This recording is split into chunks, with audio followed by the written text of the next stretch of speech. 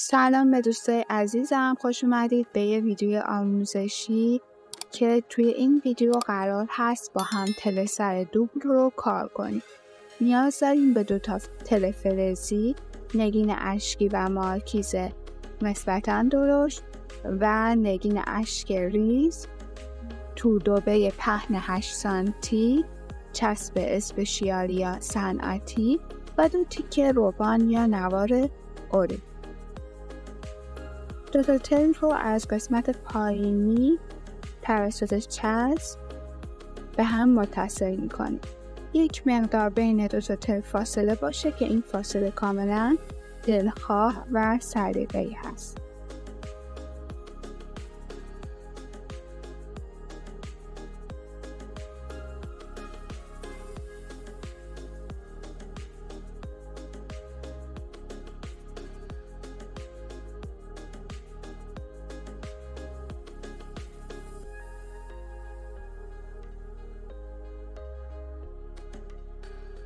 با استفاده از فندک لبه‌های نوار رو شمشوش میکنم تا ریشی بشن.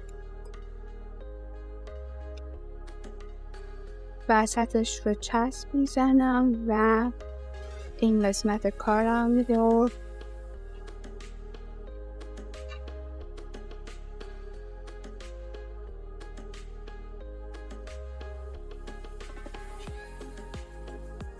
به این شکل میخوام ثابت کنم.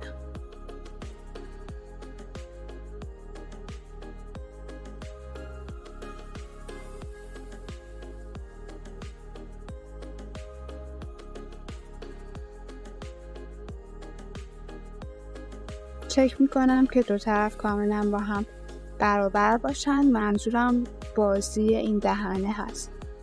این سمت انگار یه مقداری کوتاه‌تره، بنابراین باید بازش کنم و مجددا چسب بزنم.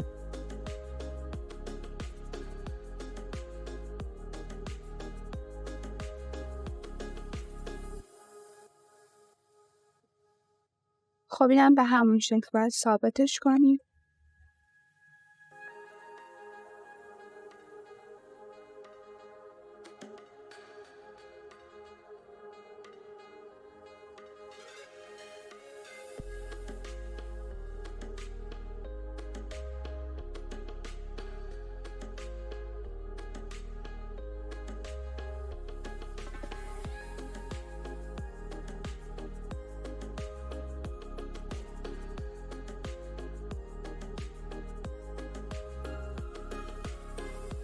توی مرحله بعدی میام با استفاده از چسب و توی دوبه میخوام این قسمت کارم رو با تور پوشش بدم به این شکل.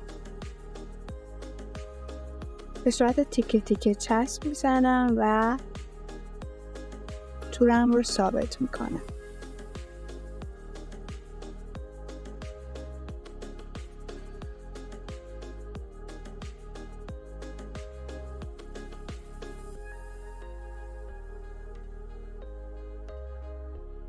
به این قسمت رو میام جمع میکنم که باریک بشه و روی این محدوده از تل رو پوشش بده.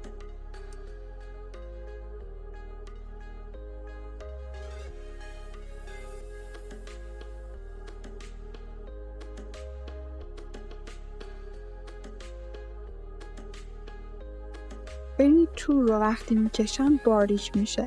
همطور که دارم پیش میرم چسب میزنم و تور رو به اندازه دهنه تل میکشم تا باریک بشه و من تا جایی که امکان داره از برش استفاده نکنم.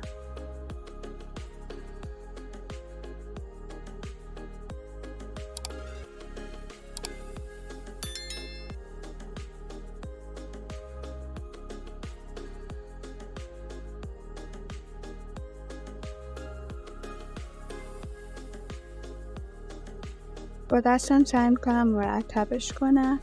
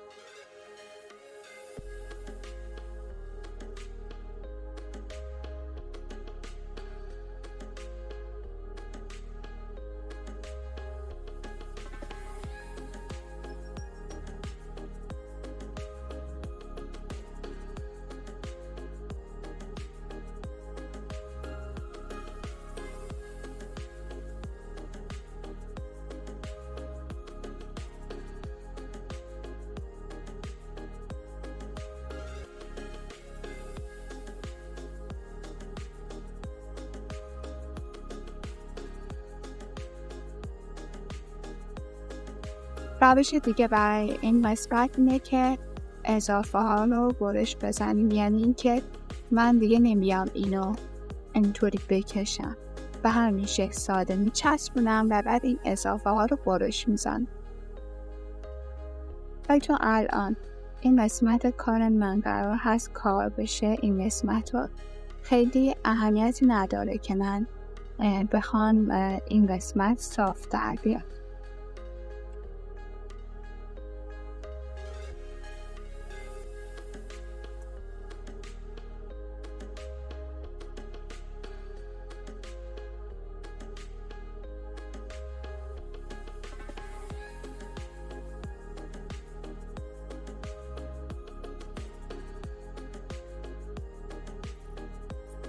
اضافه فرش میزنم و یه مقدار فندک میگیرم.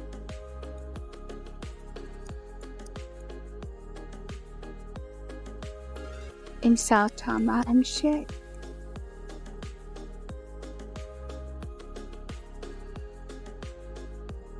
و میرم سراغ مرحله بعدی کارم که نگین کاری هست. یه جایی از کارم که به این شکل بیرون زدگی داره و میتونم مثلا تو داخل تا بزنم.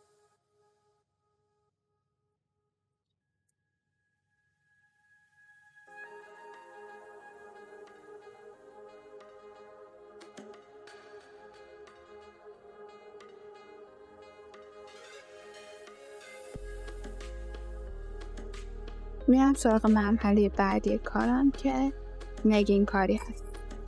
برای گوشه کارم به این شکل یه دونه اشک رو به سمت پایین قرار میدم.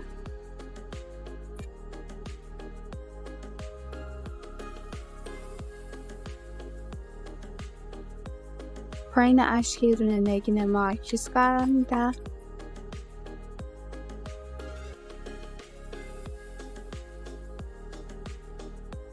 اطرافش هم به همین شکل که مشاهده میکنید نگینای مارکیز رو به سمت بیرون چسب میزنم.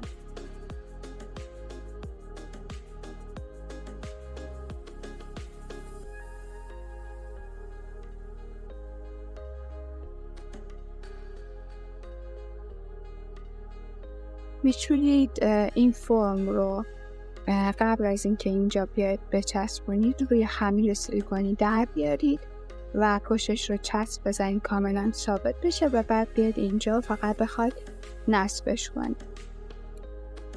برای این قسمت کارم از نگین اشک ریز استفاده میکنم.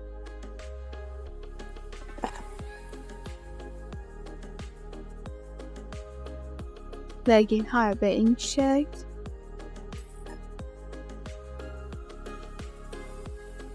این قسمت کارم قرار میدم.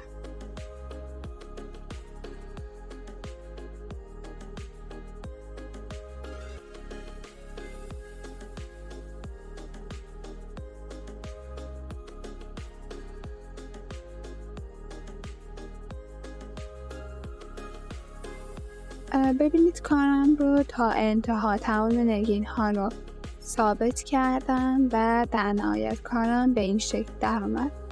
فقط من این قسمت رو 2 نگین اشک ریز هم اضافه کردم که این قسمت کاملا سلیقه‌ای هست و میتونید که اضافه کنید یا اینکه به همون شکل در اولیه ادامه بدید. کار زیبایی من به همین راحتی آماده شد. ممنون بابت همراهی شما و ممنون میشم اگر کانالم رو سابسکرایب کنید، چون کلی آموزش‌های رایگان جذاب قرار هست براتون بذاریم.